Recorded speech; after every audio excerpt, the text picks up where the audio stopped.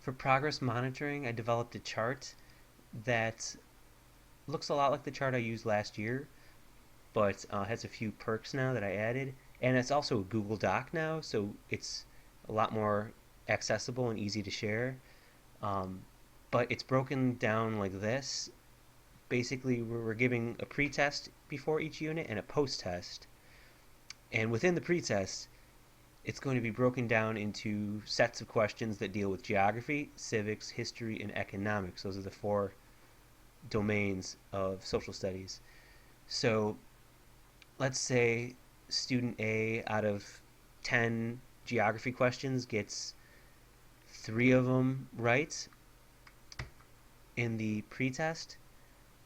That's not a very good score on the geography portion, so it's going to light up in red just like the chart from last year. And then, 2 weeks later, once they're done with the unit, they retake that test. And for geography, if they get a better score, maybe they even ace it, it'll light up in green. If they don't ace it, but they still pass, it'll light up in yellow, just like before. So I reprogrammed that to be exactly the same. Now, one cool perk that I added was if you look over here to the right, there's these grayed out columns that say improvement. These are the net growth columns. In fact, I might even change it to net growth, just because that might make more sense.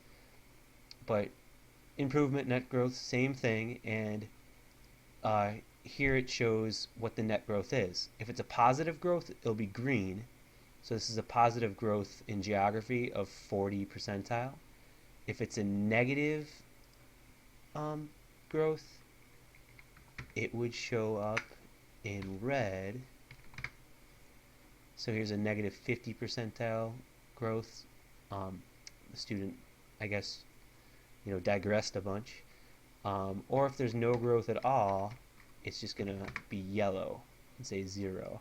So I thought that was a cool element to show growth. In fact, you can kind of just ignore all these columns and look only at these to see, I guess, the big picture.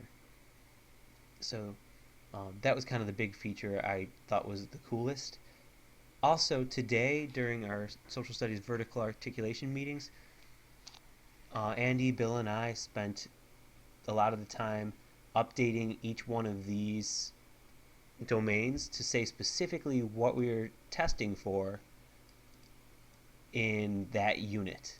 So here, in studying history, which is my very first unit of the year, I'm specifically testing for these two geography standards in the Common Core. Same thing for civics. It specifically states what I'm looking for in civics, history, and economics. And in the next unit over here where we have Mesopotamia, it's different standards but the same domains. I have geography, I have civics, I have history, I have economics. Now they're just different domains that I'm going for in Mesopotamia. Um, okay, so that's the chart. I just wanted to walk you through it because it looks incredibly overwhelming when you just kind of stare at it. But I'm still jealous of what math has. Theirs is built into the book, and I think it's a lot better because it instantly updates as students take the tests online. But this is kind of a good first step for social studies. Hopefully, books and things later come out with better progress monitoring for us to kind of automatically incorporate. But like I said, this is a good first step, probably. All right. Have a great night, and I'll see you tomorrow.